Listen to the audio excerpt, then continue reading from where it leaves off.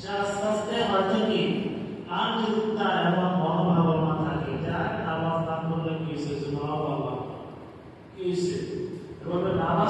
সে অস্বীকার করে, অবহেলা করে, অস্বীকার করে, তাহলে সে কাফের হয়ে যাবে।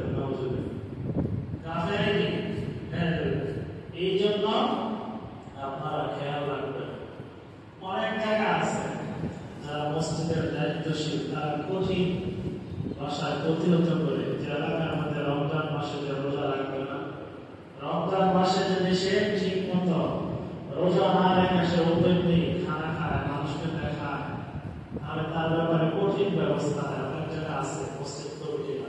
ইতিহাসে দেখা যায় না, অনেকে কি সমাজ থেকে বাগায় দেয়, এমনও কি আছে। এমন যদি লোক থাকে, অতটা লোক নসিবরা থাকে যে রোজা রাখে না, নামাজটা পড়ে না, জুমার নামাজও পড়ে না, তাহলে কি আপনারা চিন্তা করেন এমন আপনাদের সমাজে এলাকা যদি এমন থাকে, আমি আপনাদের কাছে বলবো যে এমন লোক যদি থাকে সে জুমার নামাজটাও পড়ে না, সে নামাজকে অবহেলা করে, তাহলে সে যদি নামাজকে অস্বীকার করে তাহলে সে কাফের হয়ে যাবে।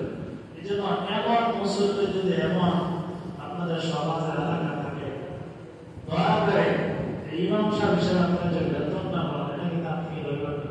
কারণ সে যদি নামাজকে অবহেলা করে, অস্বীকার করে, সে মনে হয় সমাজের চাপে দিতে হয়, তাহলে সে নামাজকে অস্বীকার করে সে কাফের হয়ে যাবে, আর তার ঘরে খানাও দেবেন না। এমন আছে, অনেকে আছে যে সে অন্যায় ভাবে সে উপার্জন করে, তার উপার্জনটা শুধু অন্যায়, ঘোষের টাকা দেন বা সোদের টাকা দেন বা অন্যায় সে মানুষকে হক পায় না, চাঁদাবাজি করে। এমন যদি কেউ থাকে আপনাদের সমাজে, দয়া করে তার টাকা দিয়ে আমার বেতন দেবেন না, তার ঘরে খানাও কি পালাবেন না। যে সে সুদ খায়, সুদ করছে, সুদের কারবার দিয়ে সে চলে, সুদের দিয়ে সে ঘোষের টাকা দিয়ে সে চলে, সে দুর্নীতি করে, সে কামাই করে, চুরি করে, মানুষের হক নষ্ট করে, চাঁদাবাজি করে, এমন থেকে কি বিরত থাকবে। অনেক সমাজে কি গুলাম তার দায়িত্ব সে তার কঠিন ভাবে কি প্রতিহত করে। হাসিন বলতেছিলাম, দেখেন রমজান মাস আসার পরও কি এমন আছে সবার নাকি গত জুমা নাকি করছে না, জুমার নামাজও কি পড়তেছে না রমজান মাসে। চিন্তা করেন সে কেমন মুসলমান, সে কেমন মুসলমান, নিজে প্রশ্ন করলে সে কি উত্তর পেতে যাবে। এই রমজান মাস আমাদের থেকে চলে যাইতেছে। এই রমজানে আমরা যত আমল করি, রমজানের বাহিরে যত আমল করি, নবীজি হাদিসের মধ্যে বলেন, হাদিসে কুরসির মধ্যে আল্লাহ তাআলা বলেন, কুল্লু আমালি মিন আদম লাহু, বনি আদম আমার উম্মতেরা যত আমল করে সবগুলো তাদের নিজের লাভের জন্য করে।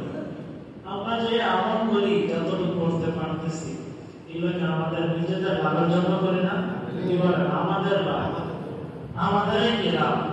আমরা যদি কেউ আমল না করি তাহলে আল্লাহ কি কোনো লস হবে? কিভাবে লস হবে? এক বন্ধু পরিমাণ কি লস হবে না। নবীজি হাদিসের মধ্যে বলেছেন যে পৃথিবীর মধ্যে আল্লাহ যত সৃষ্টি আছে, মানুষ বলেন, জিন বলেন, আরো যত আছে, সবাই যদি মিল্লা একজন ব্যক্তিও যদি কি আল্লাহ তাআলা ইবাদত না করে, একটা বার যদি নামাজ না করে, সবাই মিল্লা, তারপরেও আল্লাহ তাআলা চুল পরিমাণ লস হবে না। আল্লাহ তাআলা কি চুল পরিমাণ কি লস হবে না। আর যদি পৃথিবীর সব মানুষ, সব মুসলমান বলেন, কাফের বলেন, হিন্দু বৌদ্ধ খ্রিস্টান, সবাই মিল্লা, জীব জাতীয় সবাই মিল্লা যদি আমরা ভালো হয়ে যাই, নামাজ পড়ি, আল্লাহ হুকুমগুলা পুঙ্খানুপুঙ্খানুভাবে পালন করি, এটা করার কারণে আল্লাহ তাআলা বিন্দু পরিমাণ লাভ হবে না। আমরা ভালো হয়ে গেলে, নেক আমল করে আল্লাহ তাআলা বিন্দু পরিমাণ লাভ হবে না। আমরা খারাপ হয়ে গেলে আল্লাহ তাআলা বিন্দু পরিমাণ লস হবে না। আমরা যে আমল করি এটা আমাদের লাভ, আমাদের নিজের জন্য কি করি, এটাই হাদিসের মধ্যে নবীজি বলেন, হাদিসে কুরসির মধ্যে, কুল্লু আমালিন আদম লাহু, বনি আদম যত আমল করে তারা নিজেদের জন্য করে, ইল্লা সাওম, তারা রোজা ব্যতীত। আমরা যত আমল করি সব আমাদের জন্য, শুধু একটা ব্যতীত, সেটা কি? রোজা। সেটা রোজা।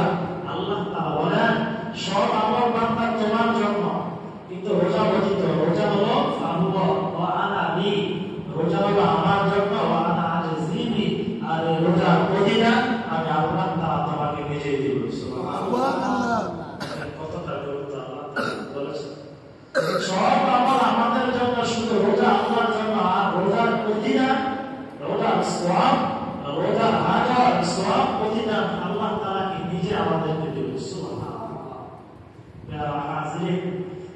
জন্য হাদিসের মধ্যে বলে as-sawmu জুন্নাহ, এই রোজা যে আমরা রাখি এই রোজা হলো ঢাল স্বরূপ। রোজা হলো কি ঢাল স্বরূপ। কিভাবে? জাহান্নাম থেকে বাঁচার জন্য এই রোজা হলো কি ঢাল স্বরূপ। যে একটা ঢালের মাধ্যমে আপনি আপনার কোনো শত্রু আপনার উপর যদি হামলা করতে চান, একটা ঢাল দিয়ে একটা লাঠি দিয়ে আপনার হাতে যদি একটা লাঠি দেয় তাহলে তাকে প্রতিহত করতে পারবে, তারা ফেরাইতে পারবে। পারবেন না? পারবেন। তো ঠিক তদ্রূপ নবীজি বলেছেন যে রোজা হলো আপনার জন্য উম্মতের জন্য ঢাল স্বরূপ। অর্থাৎ এই রোজা নামক ঢাল দিয়ে উম্মত জাহান্নামের আগুনকে প্রতিহত করবে। সুবহানাল্লাহ। জাহান্নামের আগুনকে কি করবো? প্রতিহত করবে। রোজা নামক ঢাল জাহান্নামের আগুনকে প্রতিহত করবে। অর্থাৎ ওই বান্দাকে কি জাহান্নাম স্পর্শ করতে পারবে না।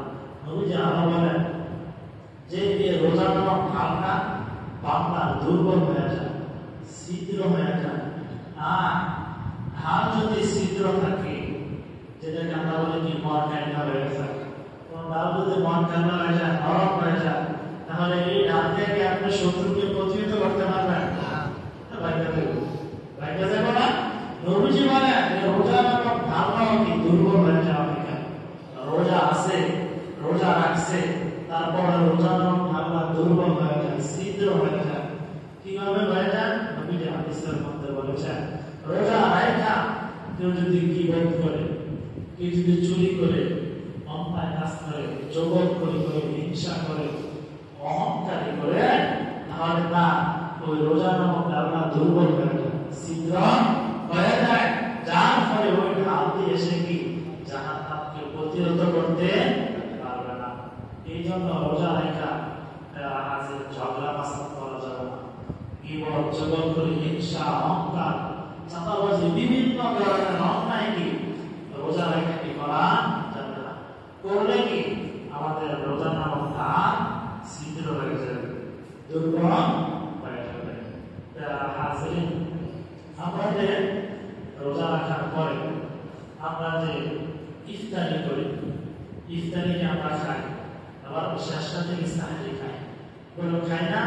এই যে আমরা ইফতারি খাই, সাহরি খাই, কিন্তু আমাদের শরীরের জন্য ভালো, শক্তি সঞ্চয়, শরীরে ক্ষুধা নিবারণ হয়, শরীরে রক্ত হয়, এগুলো কি খাওয়ার কারণে আমাদের লাভ হয়। আমরা যদি খাই, ইফতার খাই, সাহরি খাই, এগুলা খাওয়ার কারণে, খাওয়ার ফলে আল্লাহ তাআলা আমাদের আমল নামায় একটা সওয়াব দিতে থাকেন। সুবহানাল্লাহ। দেখেন খাইলেও কি সওয়াব। আমরা খাইতেছি, ইফতার খাইতেছি, সাহরি খাই, খাওয়ার কারণে কি আল্লাহ তাআলা আমাদের কি দেয়? সওয়াব দিতে থাকেন। সুবহানাল্লাহ। ইফতারের আগ মুহূর্তে দোয়া কবুল হয়, ইফতারের আগ মুহূর্তে দোয়া কি হয়? কবুল হয়। এই জন্য দোয়া করার চেষ্টা করবেন। ইফতারের আগ মুহূর্তে ইফতার সামনে নিয়ে দোয়া করবেন। মা বোনরা দেখা যায় এই সময় ব্যস্ত থাকে বেশি, আপনারা আগে কি কাজ গোছাই দেবেন। আর আগে বছর কমপক্ষে 10 থেকে 15 মিনিট হাতে রাখবেন, যে যাতে কোনো কাজ করা না লাগে। ইফতার সময় হওয়ার আগে 15 মিনিট কমপক্ষে হাতে রাখবেন, যাতে কোনো ধরনের কাজ না লাগে। এর আগে সব কাজ গোছাই দেবেন। ইফতার সামনে নিয়ে সবাই মিলে দোয়া করবেন। আপনি হাত ওঠার পরে দোয়া করেন, যারা পরিবারে একসাথে ইফতার করেন সমস্যা নাই। অথবা কি নিজে নিজে মনে মনে দোয়া করেন, ইফতারের সামনে রেখা নিজের আরো ছেলে মেয়ে যারা আছে সবাই বলেন, হ্যাঁ এখন দোয়া কবুল, দোয়া করো, নিজের দোয়া কি নিজে করো। হ্যাঁ মনে মনে বলেন, হাত না উঠাইলেও চলবো, হাত উঠাইলেও করতে পারেন। হাত না উঠালে মনে মনে করেন, আল্লাহ আমার মাফ করে দাও, আল্লাহ রোজা কবুল করো, আল্লাহ তারাবিগুলা কবুল করো, আল্লাহ আমার বংশের যারা চলে গেছে তাদেরকে মাফ করো, আল্লাহ আমার সন্তান অসুস্থ, তাকে সুস্থ করে দাও, আমি অসুস্থ, আল্লাহ আমার সংসার এই ঝামেলা, এই প্রয়োজন, আল্লাহ ওইটা আমার দরকার, এটা আমার না, এই সমস্যা ওই সমস্যা মনে মনে বলেন। হাত তুলে না বললেও কি কমপক্ষে কি আল্লাহর কাছে মনে মনে বলেন, দোয়া করেন, তাহলে কি ইফতারের আগ মুহূর্তে আল্লাহ তাআলা কি করেন? দোয়া কবুল করেন। সবাই কি করার চেষ্টা করবেন, হ্যাঁ বাসা বাড়ির ইফতারের আয়োজন করে আগ থেকে কি গোছায় নেবেন। এবং বিশেষ করে আমি আগে বলছি, তাহাজ্জুদের সময় ভোর রাতে যখন আমরা উঠবো, তখন আমরা কমপক্ষে 2 রাকাত বেশি বাড়েন, যদি সময় বেশি থাকে 4 রাকাত 6 রাকাত 8 রাকাত পড়ে, কমপক্ষে 2 রাকাত পড়েও তাহাজ্জুদ নামাজ পড়ে একটু দোয়া করবেন নিজের জন্য, নিজের পরিবার, পুরো বিশ্বের মুসলমানের জন্য দোয়া করার চেষ্টা করবেন। আজকে জানেন পুরো পৃথিবীতে মুসলমানেরা কতটা নির্যাতিত। আমাদের দেশ ভারত, তারা কি গত কয়েকদিন আগে কয়েকজন মুসলমানের তারা মেরে ফেলেছে, নাউজুবিল্লাহ। কতটা হিংস্রতা, কতটা হিন্দুত্ববাদী তাদের মধ্যে। একজন মুসলমান তারাবি নামাজে গেছে, তোদের হেলে হলি কেন, তোরা কেন রব্বা, সে তারাবিতে যাইতেছে, তুই তাকে হলি হলি দিয়ে রব্বা কে দিতেছ। ওই মুসলমান না করছে আমাকে মাইরো না, আমাকে কি রব দিও না, আবার না করছে, দ্বিতীয়বার না করছে, শুধু না করছে, ওই তাদেরকে হামলা করে না, তাদেরকে গালি গালাজ করে, শুধু নিষেধ করার কারণে ওই মুসলমানকে কি ওই হিন্দুত্ববাদীরা, সন্ত্রাসীরা, তারা কি ওখানে কি তাকে মারতে মারতে একবার বাইরে রয়েছে। নাউজুবিল্লাহ, দেখতেছেন আপনারা। আরো অনেকটা বাইরে রয়েছে এই হিন্দুত্ববাদীরা, কতটা তারা উগ্র সন্ত্রাস চিন্তা করে। সব হিন্দুরা না, সব হিন্দুরা না, ওই তারা যারা আসছে। এবং দেখেন ফিলিস্তিনের মুসলমানদেরকে আবার ওই ইসরায়েল ইহুদিবাদীরা, সন্ত্রাসীরা, পৃথিবীর মধ্যে সবচেয়ে সন্ত্রাস হলো এই ইহুদিরা সর্বপ্রথম, এরপরে আমেরিকা, এরপরে আমেরিকা। এই আমেরিকার যে বর্তমান কয়েকদিন আগে আসলো পাগলা পাম, তাকে পাগলা বলে, পাগলা পাম, ইসরায়েলের নেতানিয়াহুর নেতারে পরামর্শ দিয়েছে এই 17 রোজা, আজকে বিশ্ব না 17 রোজা সাহারি খাইতেছে ফিলিস্তিনের মুসলমানরা আমাদের ভাঙা ঘরের মধ্যে।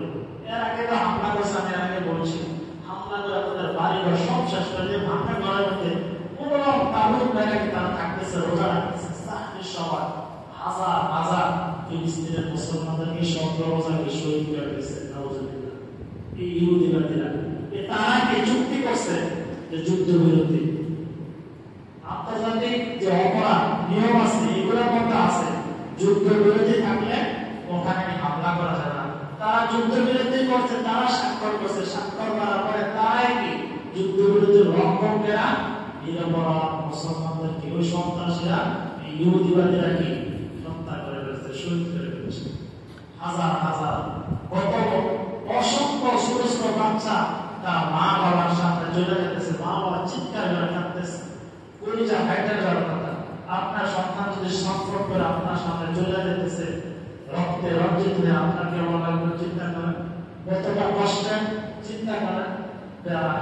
তাদের জন্য কি আমরা দোয়া করবো, তাহাজ্জুদের সময় উঠি বা ইফতারের আগ মুহূর্তে উঠি, তাদের জন্য কি দোয়া করবো, যাতে করে আল্লাহ তাআলা তাদেরকে শহীদের মর্যাদা দেন। এবং ওই সন্ত্রাসী ইহুদিবাদী তাদেরকে যেন আল্লাহ তাআলা কি করে ধ্বংস করে দেন। এবং তারা উগ্র হিন্দুত্ববাদী, যারা তারা মুসলমানদেরকে মারছে, শহীদ করছে, আল্লাহ যেন তাদেরকে এভাবে লাঞ্ছিত করে, অপমানিত করে, তাদেরকে ফেরাউনের মতো যেন দুনিয়া থেকে বিদায় করে দেন। আপনি এজন্য কি সাহরির সময় আমরা তাহাজ্জুদ নামাজ পড়ে দোয়া করবো এবং ইফতারের আগ মুহূর্তে কি দোয়া করবো, আমরা দোয়া করার চেষ্টা করবো।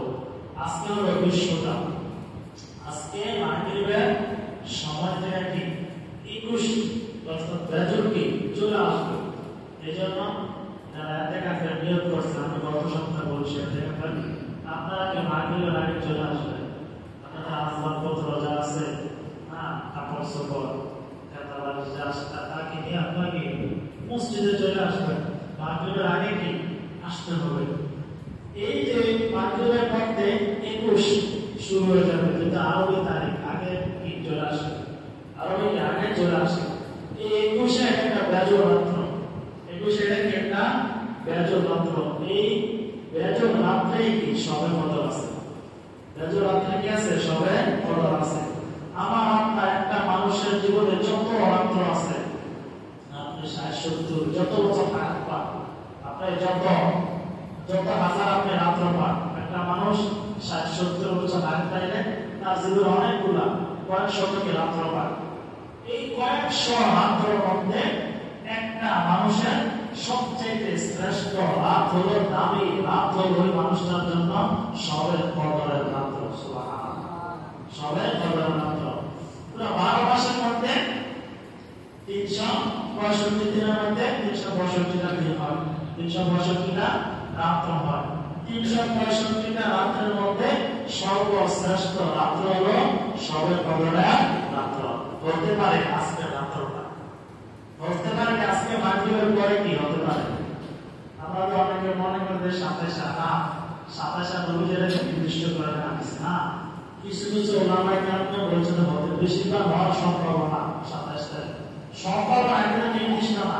তো আপনি যদি সম্ভাবনা ধরে বলেন 27 তারিখে আমি ইবাদত করবো, এই 27 ভেজলে কি সবে কদর, তাহলে কি আপনি ভুলের মধ্যে আছেন। যদি 21 হয়ে যায়, যদি আজকে আপনি যদি সবে কদর হয়ে যায়, তাহলে কি আপনি 27 অপেক্ষায় রাখলেন, তাহলে আপনি সবে কদর পাবেন না।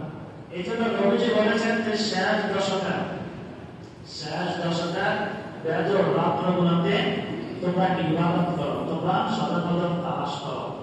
এই জন্য 21 রাত্র আজকে রাত্র হতে পারে, 21, 23, 25, 27, 29, এই পাঁচটা রাত্রে যদি আমরা ইবাদত করতে পারি, আল্লাহ তাআলা বলেন ইন্না আনজালনাহু ফি লাইলাতিল কদর, ইন্না আনজালনাহু ফি লাইলাতিল কদর। আমি আল্লাহ তাআলা এই শবে কদরের রাতে কোরআনকে নাযিল করছি। সুবহানাল্লাহ। ইন্না আনজালনাহু ফি লাইলাতিল কদর ওয়া মা আদরাকা মা লাইলাতুল কদর। আল্লাহ তাআলা নবীকে বলতেছে, হে আমার নবী, আপনি কি জানেন শবে কদর কি? শবে কদর কি আপনি কি জানেন? আল্লাহ তাআলা কি নবীকে প্রশ্ন করতেছে। আল্লাহ তাআলা প্রশ্ন করে আল্লাহ নিজে উত্তর দিতেছে। আল্লাহ তাআলা কি নিজে প্রশ্ন করে নিজে কি উত্তর দিতেছে। আমরা যেভাবে বলি, এই বেটা তুমি জানোস এটা কি, এটা হলো এই, এটা হলো কি এই, এটা কি নিজে প্রশ্ন দিতে হবে, সামনে উত্তর দেয় না। তো আল্লাহ তাআলা নবীকে প্রশ্ন করতেছে, আমা আদরাকা মা লাইলাতুল কদর। নবী আমার, আপনি কি জানেন লাইলাতুল কদর কি? লাইলাতুল কদরি খায়রুম মিন আলফি শাহর। লাইলাতুল কদর হলো 1000 মাসের চাইতে শ্রেষ্ঠ রাত্র। সুবহানাল্লাহ। অর্থাৎ এই লাইলাতুল কদরের রাতে, শবে কদরের রাতে আমি আর আপনি যদি ইবাদত করতে পারি, ইবাদত করতে করতে যদি আমরা শবে কদর পাইয়া যাই, অর্থাৎ আমি এই রাতে যদি ইবাদত করি, ঘটনাক্রমে এই রাতটা লাইলাতুল কদর হয়ে গেল, তাহলে আল্লাহ তাআলা আমার আপনার আমলনামায় 1000 মাস ইবাদত করার সওয়াব দিয়ে দিবেন। সুবহানাল্লাহ। কথা বলেন, আজকে রাতে আপনি কিছু দান করলেন, মসজিদে দান বক্সে দিয়ে দিলেন, বা গরিব কেউ আসলো তাদেরকে দিয়ে দিলেন, বা মসজিদে দিয়ে দিলেন, মসজিদের কেশিয়ারের কাছে আপনি দান করে দিলেন। এই যে আপনি আজকে রাতে দান করে দিলেন, যদি এই রাত্রটা শবে কদর হয়ে গেল, কথা বলে এই রাত্রটাকে শবে কদর হয়ে গেল, আপনি যে দান করলেন এই শবে কদরের রাত্রে, এই জন্য আল্লাহ তাআলা আপনার আমলনামায় 1000 মাস দান করার সওয়াব দিতে থাকবেন। সুবহানাল্লাহ। এই জন্য আমরা আজকে ইসলামে দানের কথা বললাম। আপনি যদি নামাজ পড়েন, ঠিক তো করুন। আপনি যদি কোনো সৎ কাজ করেন, নেক আমল করেন, কোরআন তেলাওয়াত করেন, যে কোনো আমল আছে যদি এই রাত্রে করেন, যদি কি এই রাত্রটা শবে কদর হয়ে যায়, তাহলে 1000 মাস ইবাদত করার সওয়াব আল্লাহ তাআলা দিয়ে দিবেন। সুবহানাল্লাহ। এই জন্য যারা হাজির, আজকে রাত্রটাকে আমরা কদর করব, মূল্যায়ন করব, এবং প্রতি বেজর রাত্রে আমরা ইবাদত করার চেষ্টা করব। যারা ইতিকাফে বসবেন, ইতিকাফে যারা বসবেন, তাদের সবচেয়ে তাদের ভাগ্যের ব্যাপার হলো, খুশ নসিব হলো, সৌভাগ্যের ব্যাপার হলো, তারা মসজিদে থাকবে, যেহেতু তারা মসজিদে থাকলে ঘুমায়া থাকলেও কি তাদের আমলনামায় শবে কদরের সওয়াব আল্লাহ তাআলা দিয়ে দিবেন। সুবহানাল্লাহ। অর্থাৎ কি তারা নিশ্চিত শবে কদর পাইতেছে, তারা কি নিশ্চিত শবে কদর কি পাইতেছে। অনেকে বলে যে আমি ইতিকাফে বসবো, আমি কি করবো, বসে আপনি কিছুই জানেন না, কিছুই পারে না। আর ইতিকাফে বসলে আপনার নির্দিষ্ট কোনো আমল নাই। ইতিকাফে বসলে এই সূরাটা পড়তে হবে, ওই আমলটা করতে হবে, ওই নামাজটা করতে হবে। ইতিকাফে কি নাই, নির্দিষ্ট না। মসজিদে শুয়ে থাকলো, ইতিকাফে যারা বসে মসজিদে শুয়ে থাকলো কি আল্লাহ তাআলা ইতিকাফের সওয়াব দিয়ে দিবেন। সুবহানাল্লাহ। আপনি যেই কোনো ইতিকাফে বসে যেই কোনো আমল আপনি করতে পারেন। সুবহানাল্লাহ বলেন, সুবহানাল্লাহ বলেন, কতক্ষণ ইস্তিগফার করেন, আস্তাগফিরুল্লাহ, আস্তাগফিরুল্লাহ, কতক্ষণ নবীর উপর দুরূদ পড়েন, সাল্লাল্লাহু আলাইহি ওয়াসাল্লাম, সাল্লাল্লাহু আলাইহি ওয়াসাল্লাম। কোরআন থাকলে কোরআন কাছে আপনি কোরআন পড়েন, আপনি 2 রাকাত নামাজ পড়েন, অর্থাৎ যেটা আপনার ভালো লাগে সেটা পড়েন। ইতিকাফ বলে এতেকাবে বসতে আর ওনাদেরকে আমরা যদি বলি এতেকাবে বসতো ওরা কিছু পারেনি মসজিদের কি করবে ভুল এটা কি ভুল আপনাদের না জানার কারণে না জানার কারণে এতেকাবে নির্দিষ্ট কোনো কিছু না যে কোনো মানুষ কি এতেকাবে বসতে পারবে এই জন্য এতেকাবে বসার চেষ্টা করবো আমরা আরেকটা হলো এই রমজান মাস আমরা বেশিরভাগ মানুষকে যাকাত দিয়ে থাকি এই জন্য কি আমরা যাকাত দিয়ে দেব যাকাত আমাদের দেশের বেশিরভাগ মানুষ কি রমজান মাসে যাকাত দেয় যাকাত হলো আপনি যদি নেশার পরিমাণের সম্পদের মালিক হন নেশার হলো যে যদি কারোর কাছে 7.5 তলা রূপ স্বর্ণ থাকে অথবা 12.5 তলা রূপা থাকে অথবা এই পরিমাণ তার ব্যবসায়ী মাল আছে বা এই পরিমাণ তার ক্যাশ টাকা আছে অর্থাৎ বর্তমান